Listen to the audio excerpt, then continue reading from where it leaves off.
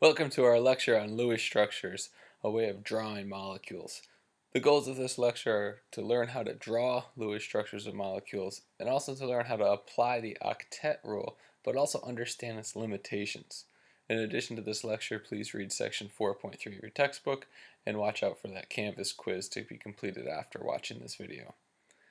This lecture is the first online lecture that focuses on one of the major themes we'll see throughout the year of chemistry, and that's how atomic and molecular structure allow us to predict physical properties and chemical reactivity. Structure predicts reactivity, so it's really important we have a good understanding of what is the molecular structure of a molecule that we're looking at. So what is a Lewis structure? Anytime we think about a molecule is composed of atoms that are bound together by sharing pairs of electrons holding the various nuclei together. All right, one way of looking at those molecules is a Lewis structure. This is one model we have for visualizing molecules. Within a Lewis structure, we can differentiate between what are known as lone pairs of electrons. These are electron pairs that are localized on a single atom and are not shared with another atom. We represent these lone pairs of electrons by dots, where each dot represents one electron. For example, in our fluoride that we've shown here, the fluorine nucleus is surrounded by 4 pairs of lone pairs of electrons. We can also have a bonding pair of electrons. So bonding pairs of electrons are electron pairs that are shared in a covalent bond. Right? The way we're going to represent these is with a solid line. So in the case of dihydrogen, we have 2 hydrogen nuclei, and these are bonded together with 2 electrons that are shared between both nuclei. So that solid line represents 2 electrons. A Lewis structure then shows the arrangement of valence electrons around the atoms in a molecule. All right, we're going to learn how to draw Lewis structures of a variety of molecules. So there's really only a few steps for drawing Lewis structures. But be warned, drawing Lewis structures can often be confusing and take some practice at first. So really get into those end of the chapter problems and let me know if you have any questions in anything. So here's our steps for drawing Lewis structures. The first thing we need to know is we need to be able to figure out how many total valence electrons are present in the molecule.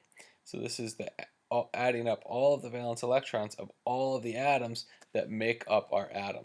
Now if we have an ion, or a molecule has a positive or a negative charge, we're either going to have to add or subtract electrons from our valence electron count. Then we have to start to organize our various atoms together to figure out how they're bonded. This could be one of the most tricky steps of drawing our Lewis structure and takes a little bit of practice. In general, our least electronegative element, other than hydrogen, is usually our central atom, with the other atoms surrounding it and bonded to it, as we'll see. After we arrange all of our atomic cores, we're going to use single bonds to connect the central atoms to the surrounding atoms. And then we're going to complete what is known as the octet around all of our outer atoms. What I mean by the octet is we're going to make sure all of our outer atoms, other than hydrogen, have 8 electrons around them. Finally, we'll complete the octet on the central atom, and if we need to, we'll form multiple bonds, double bonds or triple bonds as needed. And we'll come back to these steps later. Write these down in your notes and use these to help you solve problems. But let's look at a couple examples. And we'll start off with an example of drawing Lewis structures of water. So again, we're going to go through these steps together. So we'll determine the total number of valence electrons. So we'll consider the molecule water. We say how many valence electrons are there. We say water is comprised of 2 hydrogen atoms and 1 oxygen atom. Each hydrogen atom has 1 valence electron, and oxygen has 6 valence electrons. So the total number of valence electrons present in the molecule are 8. That's an important number to write down because our final Lewis structure has to show all of the atoms in our structure and all of the valence electrons in our structure. The second thing we're going to do is arrange the atomic cores. So in this case, we're going to start by putting our oxygen atom in the middle and put our two hydrogen atoms on the outside. Again, this takes a little bit of practice, but in general, hydrogen will never be your central atom. We are now going to connect the atomic cores using a straight line, which would represent our covalent bond or two electrons. So I'm going to draw the water again. I'm going to connect each oxygen to a hydrogen. At this point, we've used 4 of our electrons, of our valence electrons, and we still have to add 4 more valence electrons. So now we're going to fill in our diagram with lone pairs of electrons. And as we're doing this, we can remember a couple rules. The first thing to take note of is hydrogen will only ever have 2 electrons around it. So each of the hydrogens shown already has 2 electrons shared to oxygen, so we can never put another lone pair around our hydrogen. Any second period atoms, such as oxygen, can have 8 or fewer electrons around it, but never more than 8. And if we actually have a third period atom, then we're actually allowed to have more than 8 electrons around them. So in the case of water, we need to add 4 more electrons to our diagram. So I'm going to add them as lone pairs to that oxygen atom. And then I'm going to double check our electron count. And there's 8 electrons, 4 in covalent bonds, 4 in lone pairs in our diagram. And we needed to add 8 valence electrons to our diagram overall. So this would be the correct Lewis structure of water. So let's try another one. So here's one for carbon tetrachloride. And in this case, where we need to start off is we have to write a chemical formula for our molecule based on the name. And then the second thing we need to do is determine how many total valence electrons are in our molecule. So carbon tetrachloride contains 1 carbon and 4 chlorides covalently bonded to that carbon. So there's my molecular formula, CCl4. The total number of valence electrons would be 4 from the carbon atom, and each chloride would have 7 valence electrons to it. So we have 4 chlorides, so our total number of valence electrons is 32. That's the number we need to make sure is present in our final Lewis structure diagram. We are now going to start by arranging the atomic cores and connecting the outer atoms to the central atom with covalent bonds. In this case, carbon will be our central atom, so I'm going to put carbon in the middle, arrange 4 chlorines around the carbon atom connected with a covalent bond. That gives us 8 electrons total, 8 electrons around carbon.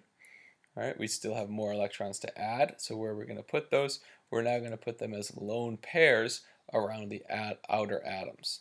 So we're going to do this until we're out of our valence electrons. We've used 8 of 32, so we have 24 more electrons to go. So if we do that, we end up with 3 lone pairs of electrons around each of our chlorine atoms.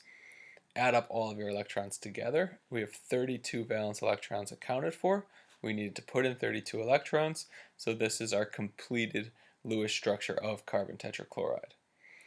One rule of thumb to keep in the back of your mind as you're doing these is carbon will almost always have an octet of electrons around it. And in fact, in this class, carbon will always have an octet of electrons around it. So let's try another one. In this case, we're going to do carbon dioxide.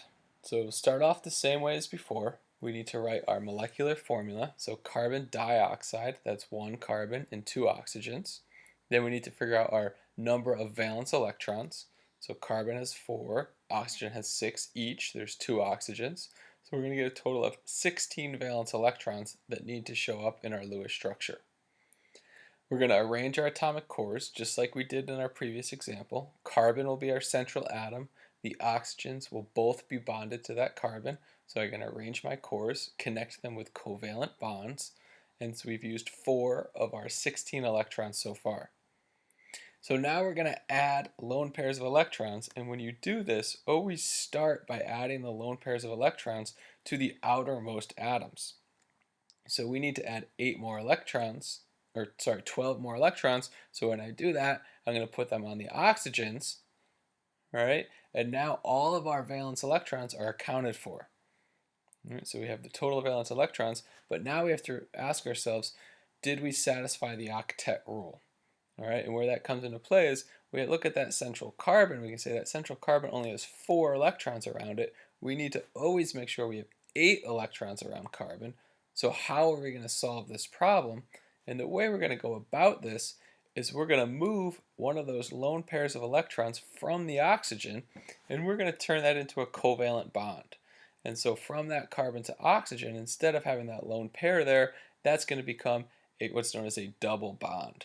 So now if we look at this new molecule, that carbon now has 6 electrons around it. So remember, we still want it to have 8 electrons around it. So what I'm going to do is take another lone pair of electrons from the other side of the molecule and move that in to become a double bond, and to get our final structure where we have a carbon double bonded to 2 oxygens, where each oxygen has 2 lone pairs of electrons.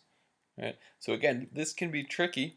It takes some practice, but if you follow these rules and are systematic about it, you should be able to come up with the correct Lewis structure each time.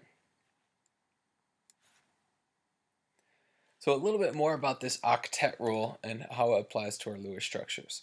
So the octet rule says that second period elements form stable compounds when the atoms have 8 electrons around them. The first thing to note about this rule is it's really an empirical observation. It doesn't explain anything, so we can never say because of the octet rule it is stable.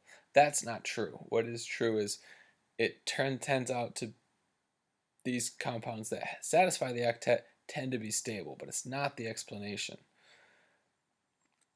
The octet rule is really helpful in drawing Lewis structures. When you're drawing a Lewis structure and you have carbon, oxygen, nitrogen, or fluorine, you should always make sure that all of those elements have 8 electrons around them, that they satisfy the octet rule. A few exceptions to the octet rule is first hydrogen. Hydrogen can only have 2 electrons around it, right? Never more than 2. And boron often only has 6 electrons around it. So there's one of the major exceptions to the octet rule, where boron usually does not get 8 electrons. Further, anything lower than the second period on the periodic table can have more than 8 electrons around it. And this is actually because of the presence of d orbitals that are present in these atoms below the second period. So that ends our short lecture on how to draw Lewis structures. Practice, practice, practice drawing these Lewis structures. All right, the next thing we're still going to do is the Lewis structure will be our starting point, and we're going to use that to determine the molecular geometry. What does this molecule look like in 3 dimensions? And how does that shape of the molecule affect the reactivity and physical properties of the molecule? And in particular, what we're going to look at is polarity. Is that molecule polar? How can we predict it to be polar based on nothing but the structure of that molecule? So for more information on this topic, please read section 4.3 of your textbook. Don't forget to complete the short Canvas quiz after watching this lecture.